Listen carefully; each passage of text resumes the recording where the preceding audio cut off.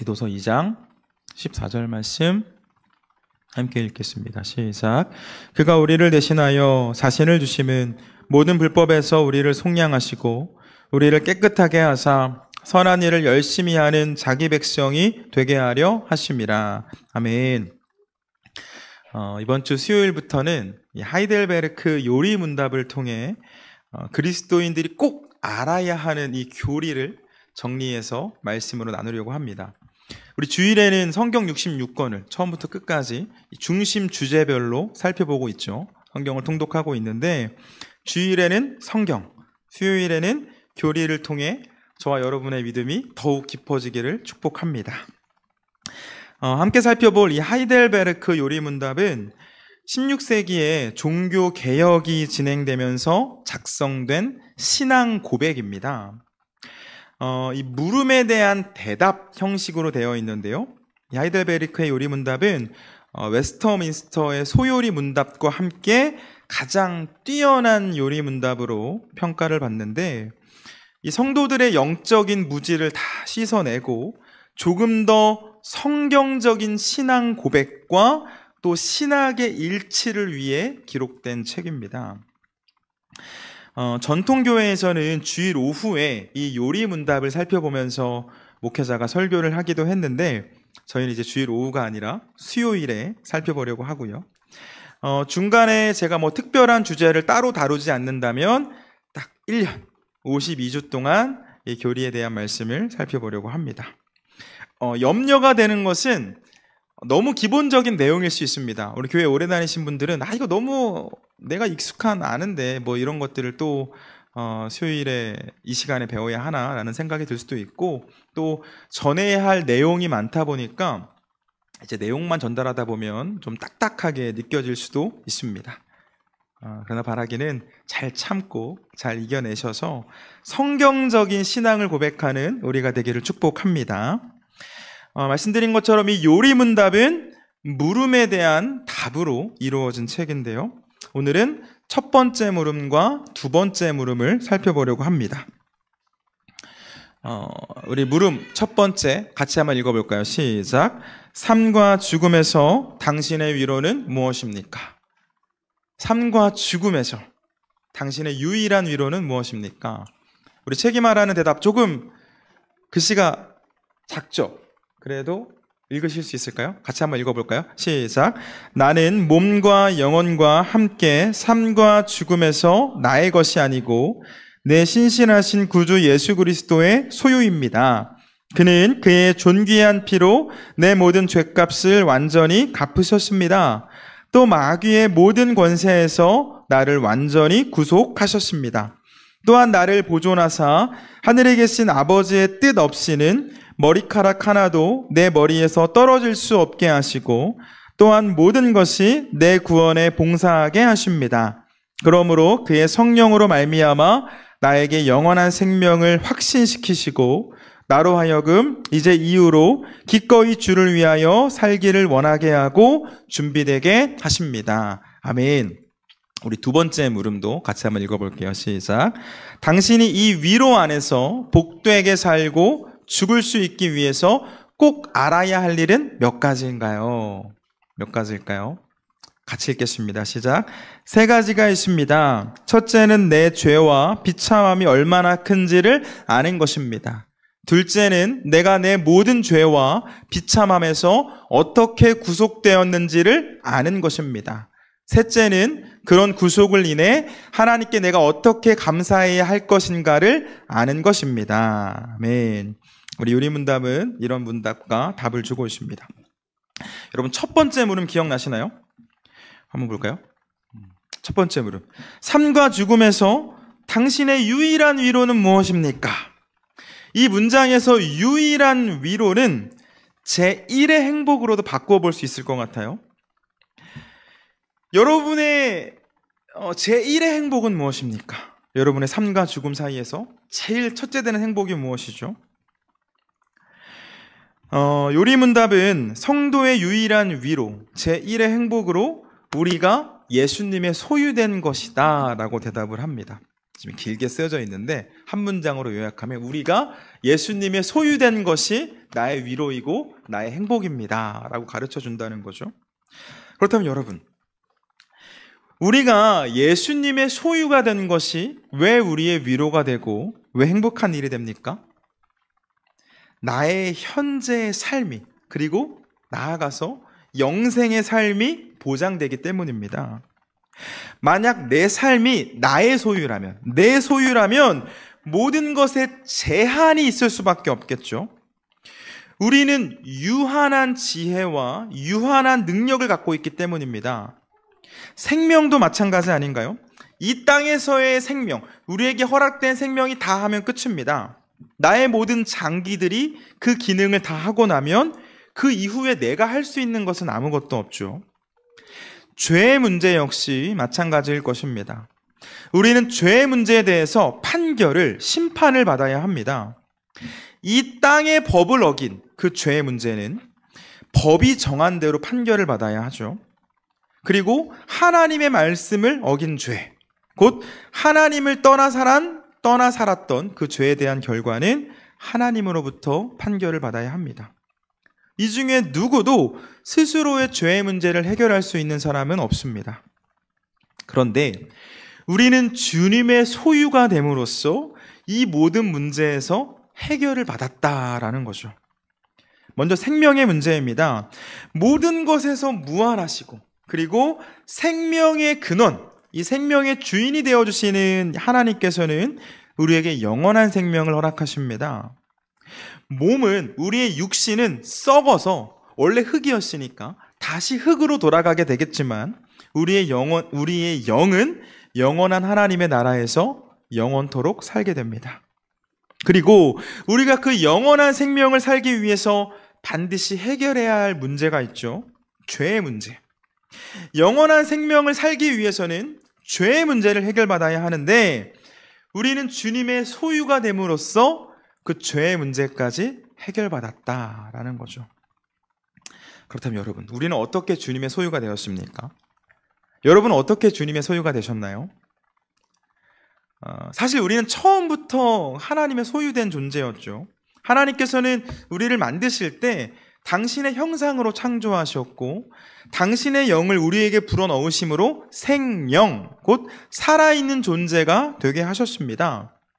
처음부터 우리는 하나님의 소유였다라는 거죠. 그런데 사단의 유혹에 넘어갔고 죄를 짓고 타락한 사람은 하나님의 소유된 삶이 아니라 사단의, 죄의 종된 삶을 살았습니다. 우리가 다스려야 할 것들, 하나님께서는 이 세상을 다스리라고 하셨는데 다스려야 할 것들에 다스림받는 삶을 살았고 거짓된 행복과 거짓된 위로를 쫓아 살아가는 삶을 살았습니다. 이 길의 끝은 생명이 아니라 사망이었지만 모든 인생이 사망을 향해 걸어갔다라는 거죠. 하나님께서는 그런 우리 인생을 불쌍히 여기셨고 이 땅에 사람의 몸으로 오셔서 그 값을 치르시고 우리를 사셨습니다. 우리 오늘 본문의 말씀 디도서 펴두셨을 텐데 2장 14절 말씀 같이 한번 읽어볼까요? 시작. 그가 우리를 대신하여 자신을 주심은 모든 불법에서 우리를 속량하시고 우리를 깨끗하게 하사 선한 일을 열심히 하는 자기 백성이 되게 하려 하심이라. 아멘. 성경은 그가 우리를 대신하여, 주님이 우리를 대신하여 자신을 주심으로 불법에서 속량하셨다라고 말씀합니다. 여러분, 저는 이 속량이라는 단어를 좋아합니다. 그래서 저와 함께 오래 예배하신 분들은 이 설명을 많이 들으셨을 텐데 이 속량이라는 단어는 노예를 값을 주고 살 때 사용하는 단어입니다. 노예를 그 값을 주고 살 때 속량이라는 표현을 씁니다. 예전에 그 노예가 있던 시대에 그 노예들에게는 그 능력치에 따라서 혹은 성별에 따라서 그 목숨 값이 책정이 되어 있었겠죠. 그 값을 치르고 그 노예를 사면 이제 이 노예는 그 값을 치른 사람의 것이 됩니다. 주인이 바뀌는 거죠. 새 주인 마음대로 할 수가 있습니다. 주님께서 우리를 속량하셨다라는 것은 우리에게 책정된 값, 우리의 목숨값을 주님이 치르셨다라는 뜻입니다. 하나님께서는 새로운 주인, 곧 사단에 매여서 종노릇하며 죽음을 향해 가는 그 우리를 살려내시기 위해, 사단에게 종노릇하는 우리를 살려내시기 위해, 죽음에서 건져내시기 위해 목숨값을 치르셨는데, 그 값을 치르기 위해 당신의 목숨을 내어주셨죠. 죄의 대가, 사람이 지른 그 죄의 대가는 죽음이었지만 예수님께서 십자가를 지시고 돌아가심으로, 우리를 대신하여 돌아가심으로 우리에게 있는 죄값을 다 치러주셨습니다. 그렇게 우리는 영원한 죽음을 경험하지 않고 영원한 생명을 살 수 있는 사람들이 되었죠. 우리 본문이 또 무엇을 말씀하고 있나요? 우리를 깨끗하게 하사 선한 일을 열심히 하는 자기 백성이 되게 하려 하심이라.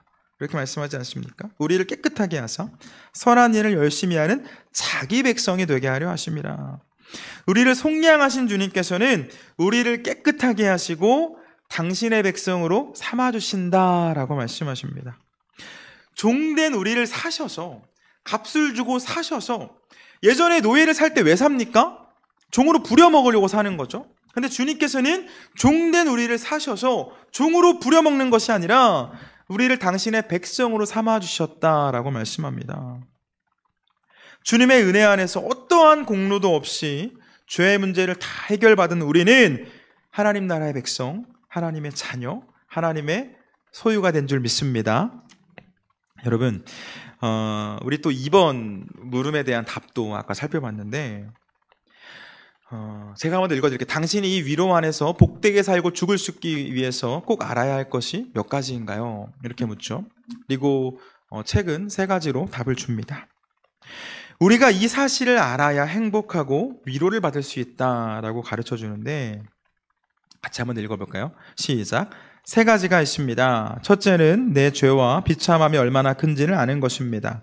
둘째는 내가 내 모든 죄와 비참함에서 어떻게 구성되었는지를 아는 것입니다. 셋째는 그런 구속을 인해 하나님께 내가 어떻게 감사해야 할 것인가를 아는 것입니다. 여러분, 우리가 복된 삶을 살기 위해 우리가 알아야 할 것은 내 죄의 비참함이 얼마나 큰지를 아는 것이고, 내가 죄로부터 어떻게 구원받았는지를 아는 것이고, 구원받은 우리가 어떻게 감사해야 하는지를 알 때 우리는 진정한 행복을, 진정한 위로를 누릴 수 있다는 거죠. 우리가 지금까지 살펴본 것처럼 우리 죄에 대한 비참함, 사단에게 종노릇하며 하나님께서 주신 그 양심에 찔리며 평생 죄책감을 가지고 살다가 결국은 비참한 죽음을, 영원한 죽음을 맞이하는 것이었는데, 하나님께서는 이 땅에 우리와 같이 사람의 몸으로 오셔서 죄인인 우리를 대신해 십자가를 지시고 죽으심으로 우리를 죽음에서 건져내 주셨죠. 우리를 죽음에서 구원해 내셨습니다. 이 과정에서 우리가 한 일이 있습니까? 아무것도 없습니다. 죄 많은 우리를 위해서 죄 없으신 예수님께서 죽어주셨고, 우리는 이 모든 은혜를 어떠한 값 없이, 어떠한 대가 없이 거저 받았습니다. 공짜로 받은 거죠. 그래서 우리는 은혜를 받았다라고 말합니다. 죽음에 있는 우리를 주님께서 당신의 생명으로, 그래서 영원한 생명으로 건져주셨고, 주님께서 다시 오시는 날 잠자던 우리의 몸은 신령한 몸으로 부활해서 영원한 하나님의 나라를 누리게 됩니다. 성경이 말씀하는 내용들인 거죠.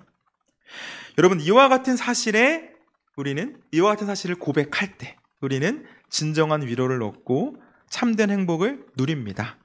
그래서 감사할 수 있죠. 어떻게 감사하시겠습니까? 우리도 어떻게 감사할 수 있나요? 우리 말씀 좀 찾아보겠습니다. 고린도전서 6장 19절입니다.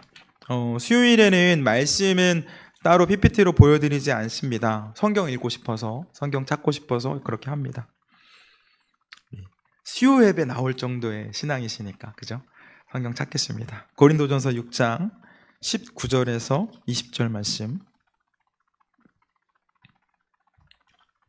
제가 갖고 있는 성경으로는 신약 269면에 있습니다. 고린도전서 6장 19절에서 20절. 같이 읽겠습니다. 시작. 너희 몸은 너희가 하나님께로부터 받은 바 너희 가운데 계신 성령의 전인 줄을 알지 못하느냐? 너희는 너희 자신의 것이 아니라 값으로 산 것이 되었으니 그런즉 너희 몸으로 하나님께 영광을 돌리라. 아멘. 성경은 내가 하나님의 소유가 되었으니 내가 내 삶의 주인 노릇하는 것이 아니라 하나님의 소유된 삶, 하나님 안에 머무는 삶, 하나님께 영광 돌리는 삶을 살라고 말씀합니다. 여러분, 반복해서 말씀을 드리는 것처럼 주님께서는 우리를 당신의 소유로 삼아주셨습니다. 은혜를 베풀어 주시는 것이죠. 그런데 이 은혜는 우리가 받을 때 은혜가 됩니다. 하나님께서 주셔도 내가 받지 않으면, 내가 거부하면 이 은혜는 임하지 못합니다. 하나님께서 은혜를 주실 때 그것을 아멘으로 받으면 그 순간 그것이 우리의 은혜가 된다는 거죠. 주님께서는 우리를 당신의 소유로, 당신의 백성으로 삼으시는 그 은혜를 베풀어 주셨는데, 그렇다면 그 은혜를 받는 것, 그 은혜를 누리는 것이 무엇입니까? 우리가 주님의 소유된 삶을 사는 것입니다. 다른 말로 예수님을 내 삶의 주님으로 모시는 삶을 살아야 한다라는 거죠. 우리 각자의 마음속에는 왕좌가 있습니다. 왕좌. 그 왕좌에는 내가 중요하게 생각하는 것들이 자리를 잡고 앉아 있습니다. 어떤 사람은 그 왕좌에 내가 앉아 있을 수 있겠죠. 그래서 내가 내 삶의 주인 노릇하는 삶을 살아갑니다. 어떤 사람은 돈이 있을 수 있고, 어떤 사람은 사랑이 그 자리를 차지하고 있을 수 있습니다. 어떤 사람은 명예, 그리고 어떤 사람은 사랑하는 나의 자녀가 그 왕좌에 앉아서 내 삶을 이끌어갈 수도 있겠죠. 그런데 그 자리, 그 내 마음속에 가장 중심을 예수님께 내어드려야 한다라는 것입니다. 우리의 몸이 주님께서 거하시는 처소가 되고 우리의 마음이 하나님의 집이 되어야 한다라는 것이죠. 그런 삶을 어떻게 살 수 있습니까? 주님께서 주시는 말씀에 순종하고 그때그때 주시는 그 세미한 음성에, 그 찔리는 내 양심에 반응하는 삶이 주님을 주님으로, 예수님을 주님으로 모시는 삶이 되겠죠. 내 생각, 내 경험, 내 지식, 내 힘이 내 삶을 이끌어가는 것이 아니라 주님의 말씀이 내 삶을 이끌어가고 성령님께서 나의 발걸음을 인도하실 때 우리는 감사하며 주님의 소유된 삶을 살 수가 있습니다. 여러분, 기억하셔야 할 것이 있습니다. 내가 주님의 소유가 된다는 것은 내가 갖고 있는, 나뿐만 아니라 내가 갖고 있는 나의 소유 역시 주님의 소유가 된다는 것을 기억하셔야 합니다. 이 구약성경 창세기에 보면 하나님께서 그 아브라함을 찾아오셔서 이 아들을, 그 100세에 얻어서 내 생명보다 소중한 아들, 눈에 넣어도 안 아플 그 아들을 달라라고 말씀하시죠. 그때 아브라함이 어떻게 했습니까? 주저함 없이, 아낌없이 드렸습니다. 이에 대한 해석은 이 아브라함 주제를 살펴볼 때 말씀을 드리겠지만, 결과적으로 아브라함은 아들도, 자신의 전부와 같았던 그 아들도 주님께 드렸는데 그와 같은 믿음이 우리에게 있어야 한다라는 것이죠. 내게 있는 모든 것, 내 소유, 내가 다스리고 있는 것이라고 생각했던 모든 것이 사실은 주님의 것이며 주님께서 허락해 주신 것들이므로 주님께서 원하신다면 아낌없이 드릴 수 있는 그 믿음이 우리에게 있어야 합니다. 또 하나, 내 소유에는 당연하지만 내 생명도 포함이 되겠죠. 우리 지금 주일마다 살펴보고 있지만 그 다니엘과 3명의 친구들이 그 믿음을 지키기 위해서 자신의 생명조차 아끼지 않았던 모습들 보지 않았습니까? 사도 바울이 뭐라고 했나요? 자신은 사나 죽으나 주님의 것이며 나는 살아도 주를 위해 살고 죽어도 주님을 위해 죽겠다라고 고백하지 않았습니까? 이와 같은 고백이 저와 여러분의 입술에도 있어야 할 줄 믿습니다. 여러분, 우리가 입술로 고백하며 그 고백을 우리의 삶으로 살아낼 때 우리는 예수님이 우리의 주님 되어주시며 그렇게 우리는 그분의 소유된 삶을 살 수가 있습니다. 한 가지만 더 말씀드릴게요. 우리에게 찾아오는 문제, 고난, 염려의 문제들 역시 내 소유가 아닙니다. 우리가 주님의 소유가 되었다면 우리 삶에 있는 문제 역시 주님의 소유입니다. 주님께서 해결하실 문제다라는 거죠. 예수님께서 말씀하시지 않았습니까? 수고하고 무거운 짐진 자들아 다 내게로 오라. 내가 너희를 쉬게 하리라. 와서 나의 멍에를 메고 내 짐을 지라. 내 짐은 가벼우니라. 우리가 주님의 멍에를 메는 것, 이것은 우리가 주님의 종된 삶을 살아가는 것, 주님의 소유된 삶을 살아가는 것을 의미하는데, 우리가 그러한 삶을 살아갈 때 우리 삶에 있는 무거운 짐은 주님께서 져주신다고 말씀하십니다. 그럼 말씀 정리하겠습니다. 하나님께서 놀라운 은혜로 우리를 속량해 주셨습니다. 우리는 주님의 그 은혜 안에서 주님의 종이 되었고 주님의 백성이 되었고 주님의 소유가 되었습니다. 그래서 우리는 주님의 소유된 삶을 살아야 합니다. 내가 어떤 존재인지를 깨닫고 그에 맞는 삶을 살 때 우리는 진정한 위로를 얻고 참된 행복을 누릴 수 있습니다. 세상이 말하는 거짓된 행복, 가짜 행복, 나에게 참된 만족을 주지 못하는 그 행복이 아니라 진정한 행복이 내 안에서 임한다라는 거죠. 그런데 이런 삶을 사는 것이 우리의 의지로는 불가능합니다.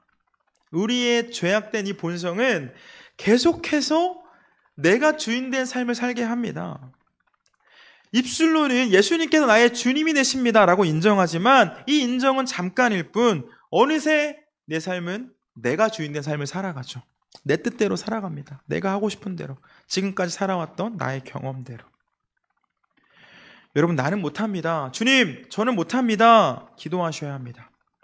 성령님께서 일하시기를 기도해야 합니다.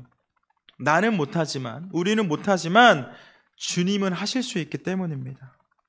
하나님의 영, 성령께서 우리 안에 거하시고 우리의 생각을 주장하시고 우리의 발걸음을 인도하실 때 불가능은 가능이 됩니다. 바라기는 주님의 소유된 삶을 살아가실 때 진정한 위로를 받고 참된 행복을 누린다는 이 사실 기억하셔서 입술로 고백하시고 또 그 고백한 삶을 살아내기 위해 기도로 성령님께 도움을 구하는, 그래서 주님의 소유된 삶을 살아가는 우리 모두가 되기를 주님의 이름으로 축원합니다.